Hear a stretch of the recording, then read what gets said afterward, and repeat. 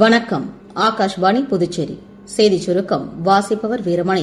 2 நாள் அரசுமுறை பயணமாக பூட்டான் சென்றுள்ள பிரதமர் திரு நரேந்திர மோடியை பூட்டான் பிரதமர் திரு ஷெரிங் டோப்கே பரோ சர்வதேச விமான நிலையத்தில் வரவேற்றார்.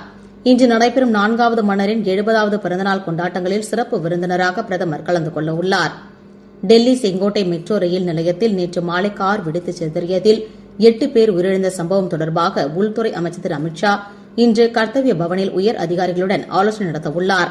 டெல்லி காவல்துறை ஆணையர், தேசிய புலனாய்வு அமைப்பின் இயக்குநர் ஜெனரல் ஆகியோர் இந்த கூட்டத்தில் கலந்து கொள்ள உள்ளனர். ஜம்மு காஷ்மீர் டிஜிபி மெய்நிகர் முறையில் பங்கேற்கிறார்.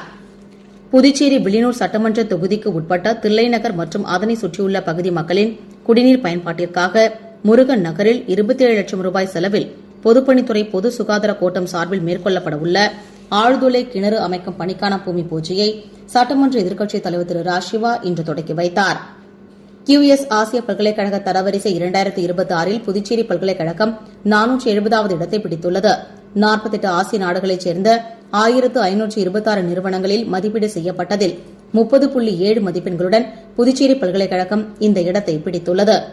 வட உள் தமிழகம் மற்றும் அதனையொட்டிய பகுதிகளின் மேல் ஒரு வளிமண்டல கீழடுக்கு சுழற்சி நிலவுவதால் தமிழ்நாட்டின் ஒரு சில இடங்களிலும் புதுச்சேரி மற்றும் காரைக்கால் பகுதிகளிலும் இன்று இடிமின்னலுடன் கூடிய லேசானது முதல் மிதமான மழை பெய்யக்கூடும் என சென்னை வானிலை ஆய்வு மையம் தெரிவித்துள்ளது.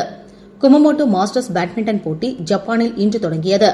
இப்போட்டியில் இந்தியாவின் சார்பில் லக்ஷயா சென், HS பிரணாய், ஆயுஷ் ஷெட்டி உள்ளிட்ட முன்னணி வீரர்கள் பங்கேற்கின்றனர். இத்துடன் இந்த செய்திச் சுருக்கம் நிறைவு பெறுகிறது.